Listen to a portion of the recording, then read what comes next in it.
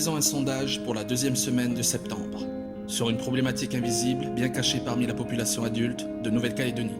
Acceptez-vous d'y participer? Ça consiste en 5 questions. La première vous donne des indices.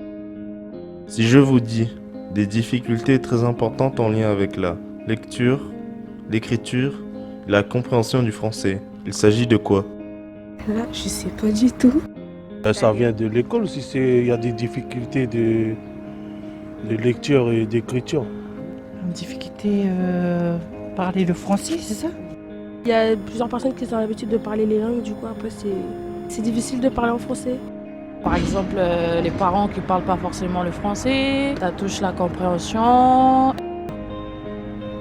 Il s'agit d'un problème d'illettrisme. L'illettrisme, c'est ne pas disposer des compétences de base, lire, écrire, compter, pour être autonome dans des situations simples de la vie quotidienne après la scolarité obligatoire. Cette grande difficulté est à repérer et c'est un obstacle à lever. Presque 2 personnes sur 10 de plus de 16 ans présentent des difficultés d'illettrisme en Nouvelle-Calédonie. En connaissez-vous? Oui, j'en connais. Non?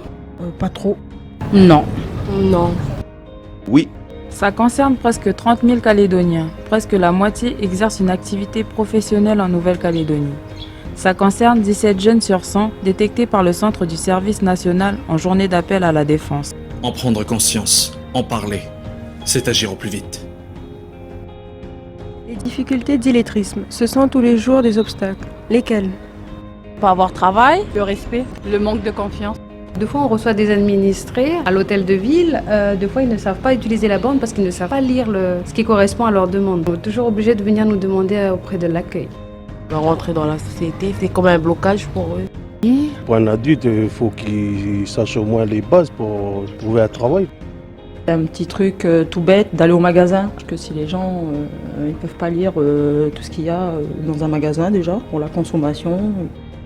S'informer, s'orienter, communiquer, comprendre.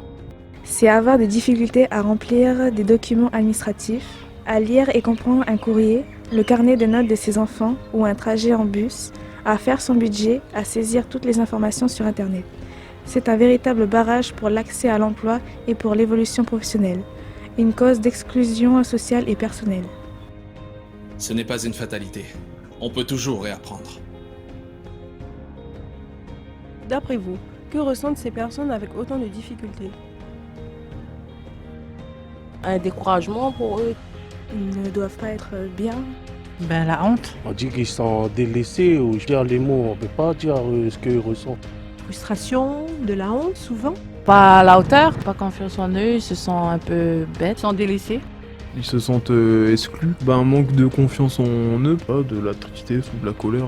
De la honte, du découragement, un peu de frustration même au bout d'un moment. Les personnes qui témoignent ressentent très souvent de la honte, de la peur, un enfermement à ne pouvoir s'exprimer. Elles cachent très habilement leurs problèmes tous les jours, évitent les situations embarrassantes. Comprendre cette problématique, c'est les aider à parler. L'illettrisme, c'est définitif ou il existe des solutions pour en sortir? Je sais pas s'il en existe. Apprendre à écrire avec des professeurs particuliers pour ce genre de personnes. Ils mettent des permanences à la ville auprès de la direction des services animation et prévention sur l'illettrisme. Je pense qu'il existe des solutions pour en sortir. Formation illettrisme, l'atelier Élan. Je sais qu'au niveau de la ville du Mont-d'Or, on y travaille. On propose des actions pour lutter contre l'illettrisme. C'est un pas en avant. Non, il y a des formations pour reprendre l'écriture, savoir rédiger, et, voilà, des services comme des services d'insertion. Les remises à niveau, petites formations qui existent pour ceux qui ne savent pas lire et écrire. Déjà, il faudrait que la population puisse fréquenter plus de bibliothèques, parce que par la timidité des gens, des fois ils n'osent pas y aller. Des mots sur les difficultés, je pense que c'est peut-être plus simple, c'est un pas en avant.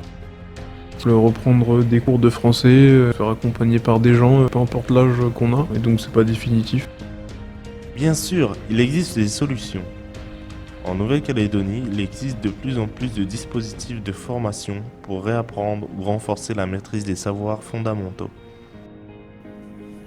Quand on apprend, le moindre progrès est une victoire. Parlons-en.